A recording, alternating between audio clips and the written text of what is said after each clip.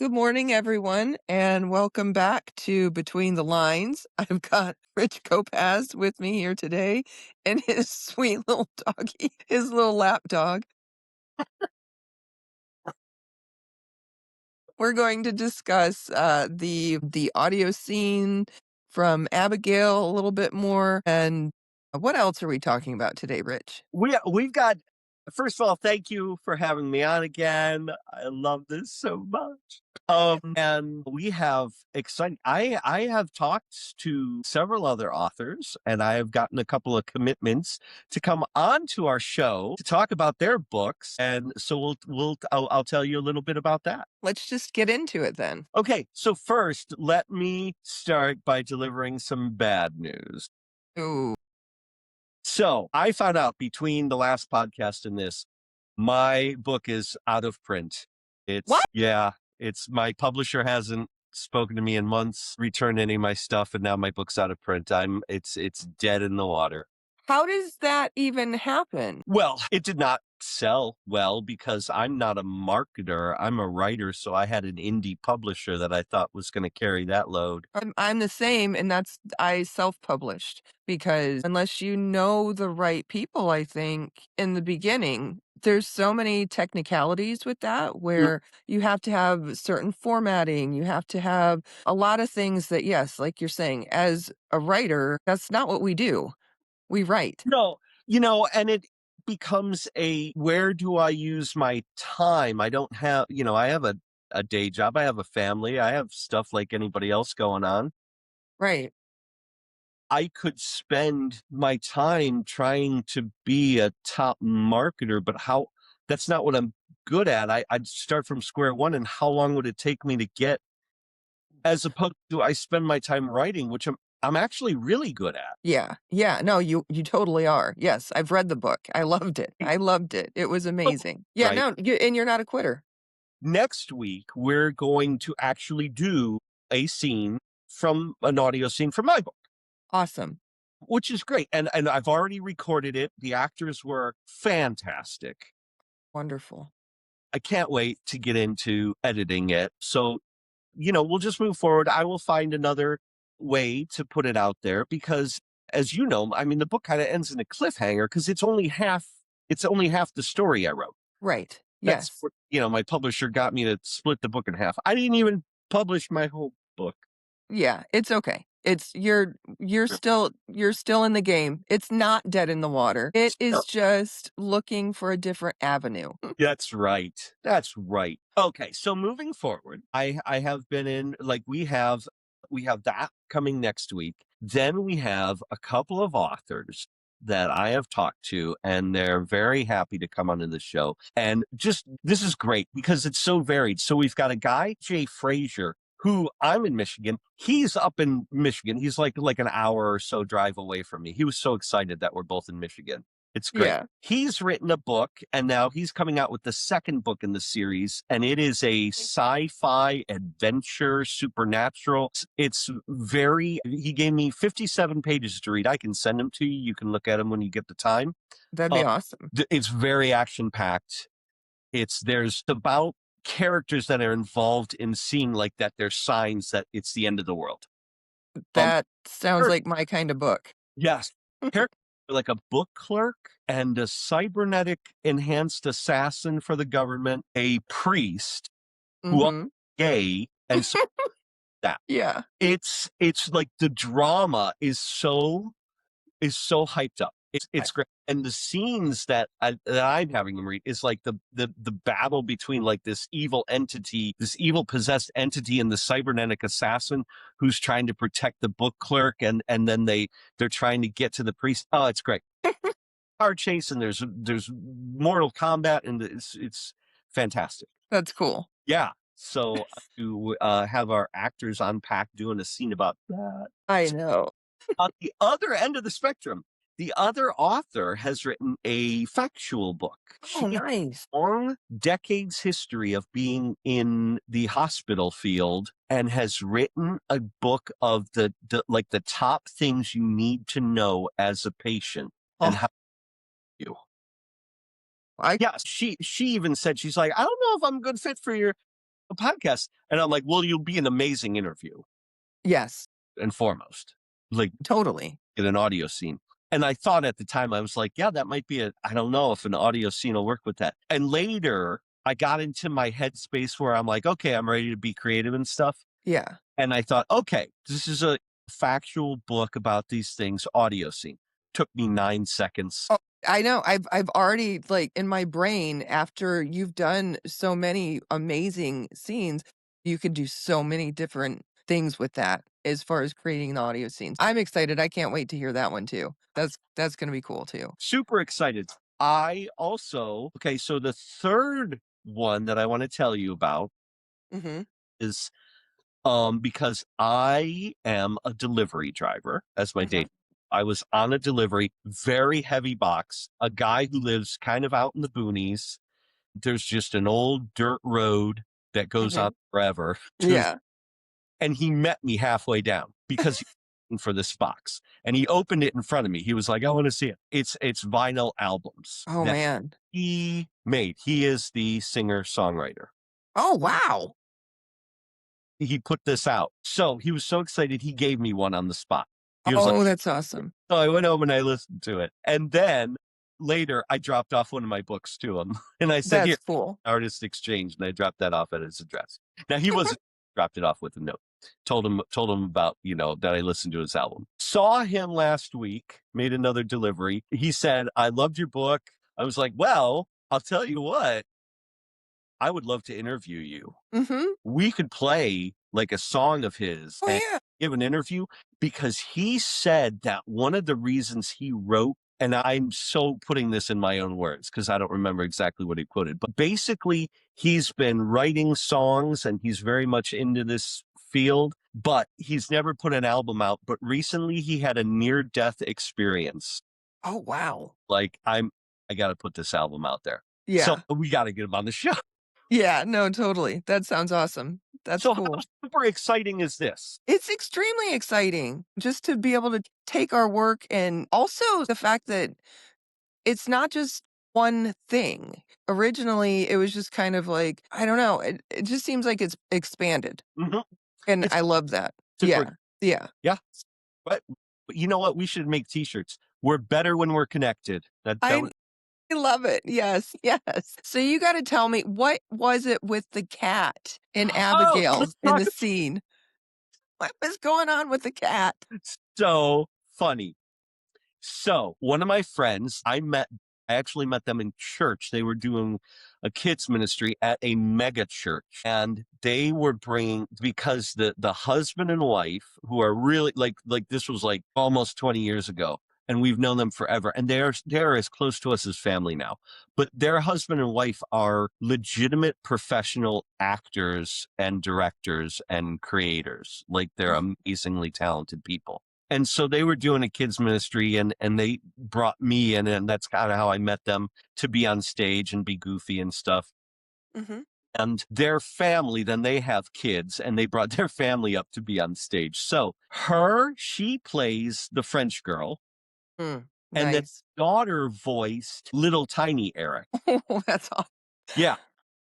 And her daughter's an adult now, but a very young adult, but still is a very accomplished. I've seen her on stage and other stuff. She's a fantastic actor. Mhm. And so they were, they jumped in to do some voices but the daughter just came over to the mom's house on the night that we did the voices. So they were just hanging out in the room and the cat got in the room and you could hear in the audio that follows the scene. They're like, yeah, the cat was in here. And I know.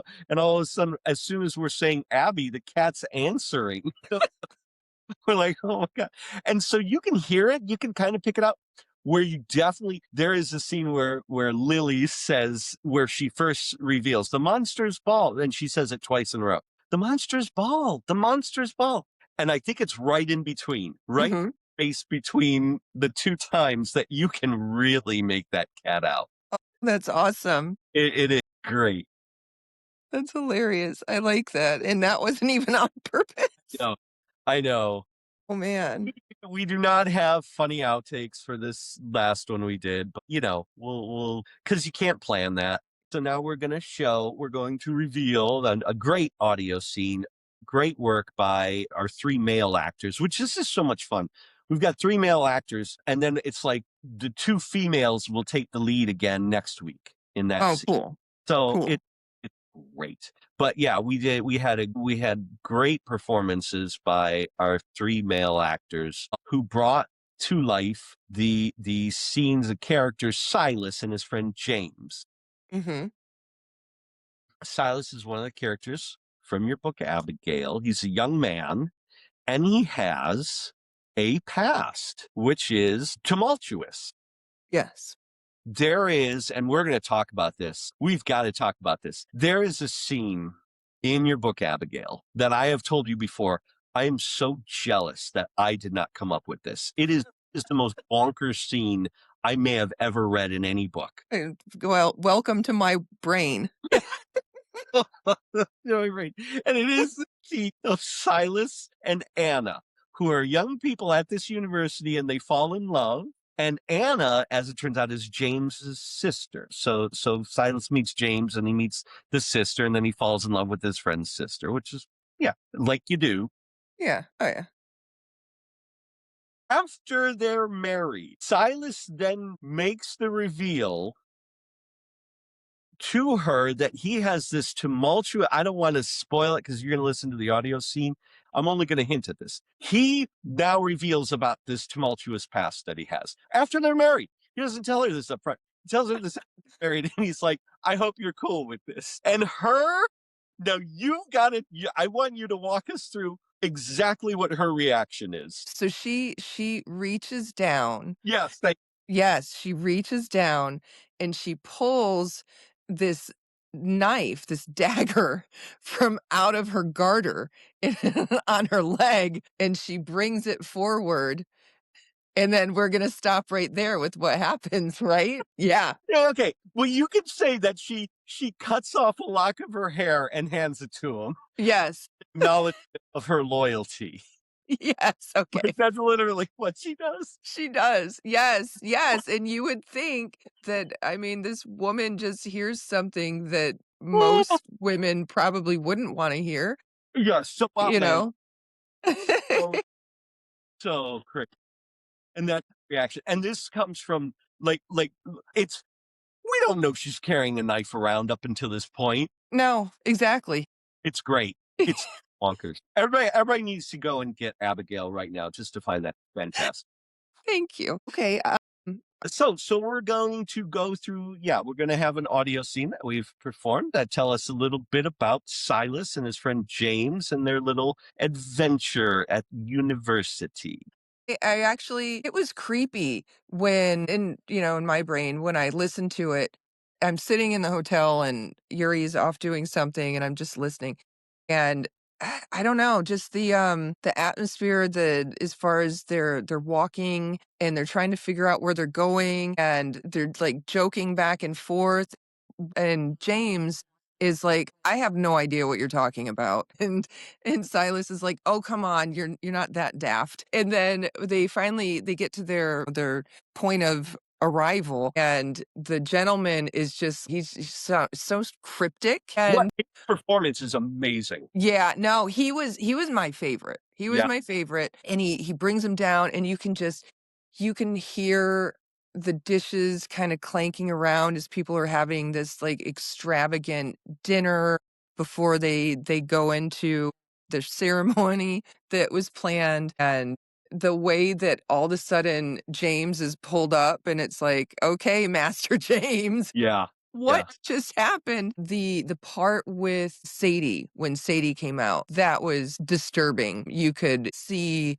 the chains on her. That was heart-wrenching. Hard not to cry, actually, to be Mm, quite honest, with that scene. And then when they all started saying, open your eyes," I was like, "Wait a minute." And then all of a sudden he's awake and it's like, "No, you were having a nightmare, like a horrible, horrible nightmare." So, yes, I thought that they did a great job.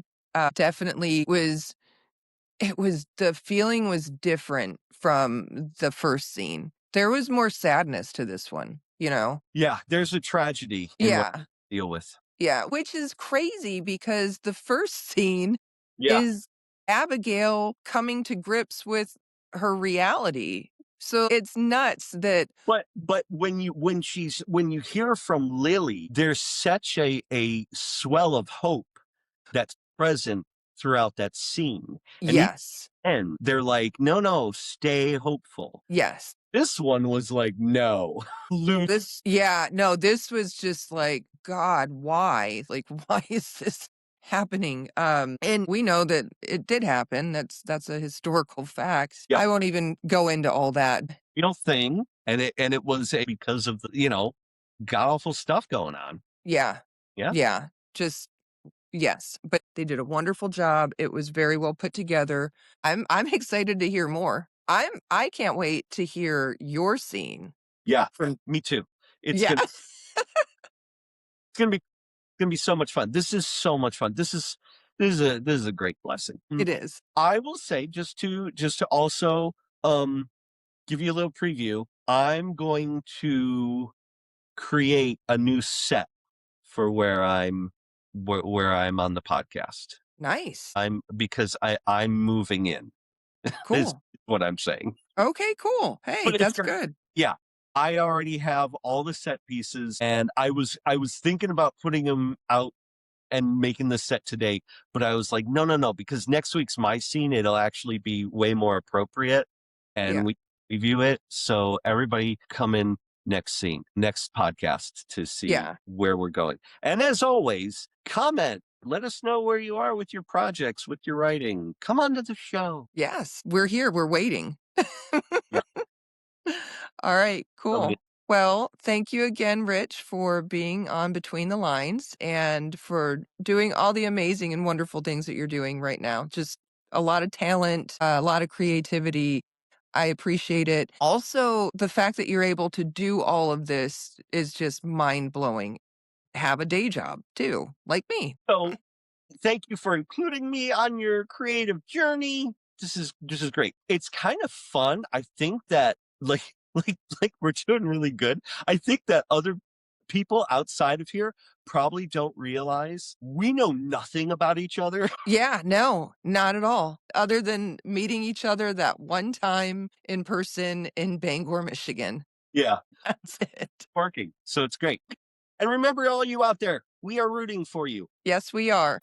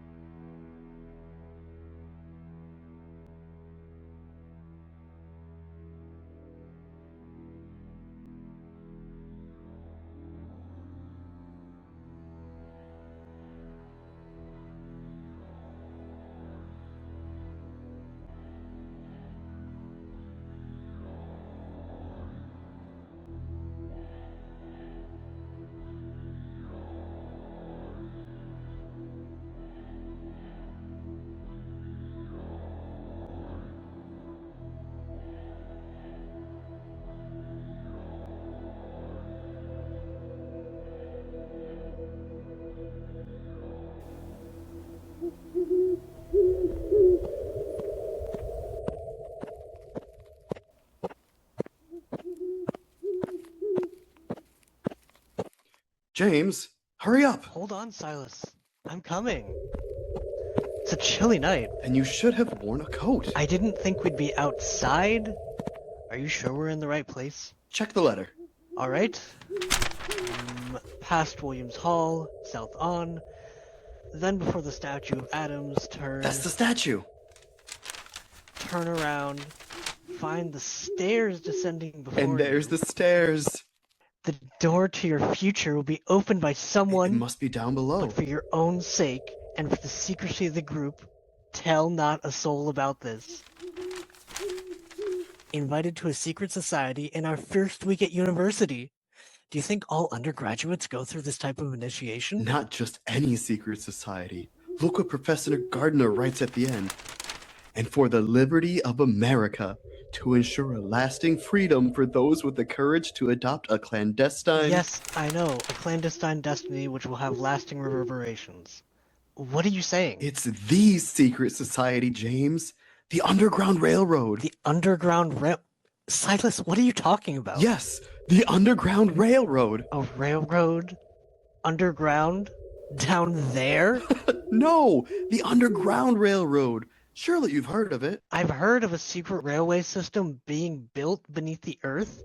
Have you gone mad? You're putting me on, James. It's not an actual railroad. Oh, my apologies. It's a network of people and resources, all connected in secret, but all unified in their desire to free their fellow Americans from the bondage of slavery. Boys, come down here. Right. Down we go. Hopefully you've got your railway ticket. Oh, shut up.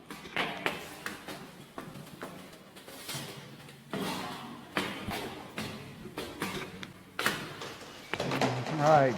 Silas, James, beyond this door lies a new destiny. You are about to learn things you cannot unlearn. Are you both still willing? Yes, sir. Indeed, sir. Good. I was hoping you'd have the courage. We need all we can get.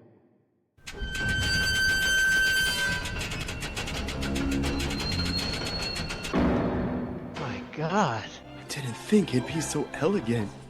It's incredible. Now, come in, boys, come in. There's only a minute before we begin. Good God, is that... I think it is. Who? I'm afraid I can't see much in this candlelight. And there's... and him too. And her. I had no idea. I had no idea all the people you've become familiar with since getting to college. How can you see in this gloom? Wait, James, where are you going? It is time. We're gathered once again to find our safety in numbers and in our resolute determination. Let these proceedings be marked by strength of our character and by the integrity of our purpose. James, where did you go? Well, we will not rest until the blight that seeks to overtake our fine nation has been blotted out, and we can once again hold our heads up in pride of our country. Master James, hand out the hoods. What? James? James! But what are you doing? What does this mean? What are these hoods? These white hoods? Will you not join us, Master Silas? Will you not wear a hood of the clan? What? No! No, this is all wrong. I don't think he will, Professor Gardner. Indeed. Why not? I don't think he's one of us. James, this is madness. You're not part of this. I know you. Tell me this is a prank. Some collegiate initiation prank. Do not privilege him with a hood, Master James. His eyes are not yet open. Open your eyes, Silas. No, not this abomination. Not to be a part of this horror. We must open his eyes for him. Open your eyes, Silas. Open your eyes, Silas. Stop it! Stop it! What do you see there, Master Silas? What? I do see something. Someone. A figure coming out of the dark. Oh no. Oh dear God, no. Why so anxious, Silas? Just a girl in chains. It's just a colored girl. This is wrong. This is monstrous. Look at her, Silas. Do you not yet see? What? What? Oh God in heaven. His eyes are open. His eyes are open. His eyes are open. Do you see her now, Silas? Don't you recognize her? We brought her here just for you. Just for you. No, no, no, no, no. Oh God. Sadie. Father? Sadie. Sadie. Silas. What? Silas, man, wake up. Good God, Silas, you're having quite a nightmare. Nightmare? Oh my God. A nightmare. Are you alright? Yes, I'm all right now. Oh, James, I dreamt of that night where we went to meet the Underground Railroad. But it was horrible. It was all wrong. So terribly wrong. I believe you the way you were crying out.